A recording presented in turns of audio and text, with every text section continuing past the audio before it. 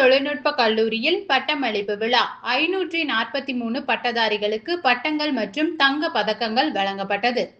கோவை பீளமேட்டில் உள்ள PSG தொழில்நுட்ப கல்லூரியின் கணினியியல் மற்றும் அது சார்ந்த பொறியியல் படிப்புகளுக்கான பட்டமளிப்பு விழா கல்லூரி வளாகத்தில் உள்ள நூற்றாண்டு கலையரங்கில் நடைபெற்றது. விழாவில் கணினி அறிவியல் மற்றும் பொறியியல், தகவல் தொழில்நுட்பம், உயிரி மருத்துவ பொறியியல் மற்றும் உயிர் தொழில்நுட்பம் ஆகிய துறைகளை சேர்ந்த 543 இளங்கலை மற்றும் முதுகலை பட்டதாரிகளுக்கு பட்டங்கள் வழங்கி கௌரவிக்கப்பட்டனர்.